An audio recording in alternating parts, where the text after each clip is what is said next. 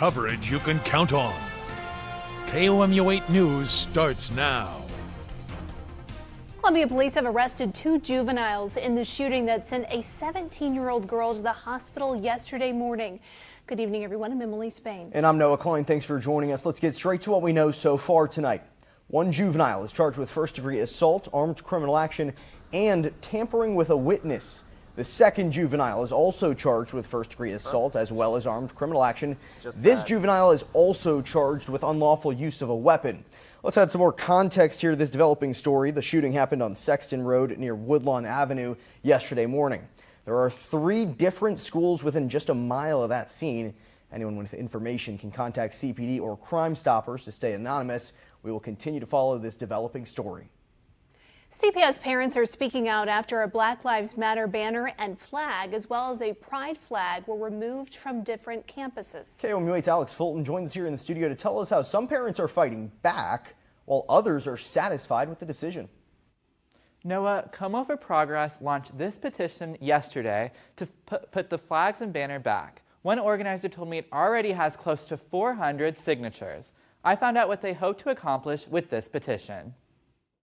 CPS parents are pushing back online. Really, our goal is to make sure that Dr. Yearwood and that the school board know that this is not something that parents or the community want, is to see these type of displays taken down. This week, CPS removed a Black Lives Matter and LGBTQ display at Smithton Middle School and Rockbridge High School.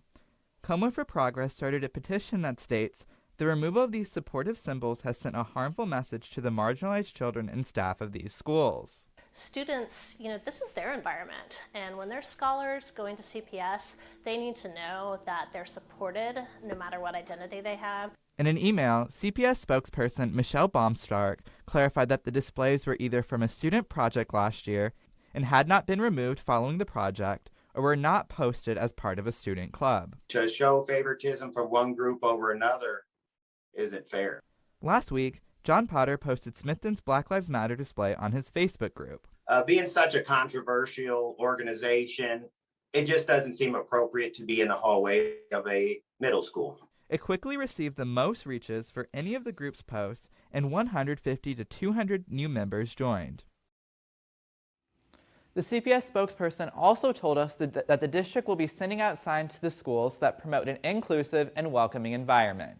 It is currently unclear what that will look like and when those will go up. In the studio, Alex Fulton, KMU-8 News. The Missouri State Museum has removed a new traveling exhibit showcasing LGBTQ history. The display was supposed to be there until the end of this year, but museum organizers removed it after 4 days. State Representative Brian Seitz says he complained to the museum about the timing of the exhibit. He says it was not appropriate for school children to see as they toured the museum. Meanwhile, State Senator Greg Razor is Missouri's first openly gay senator. He was outraged by its removal. But one day, this will be part of our history as well.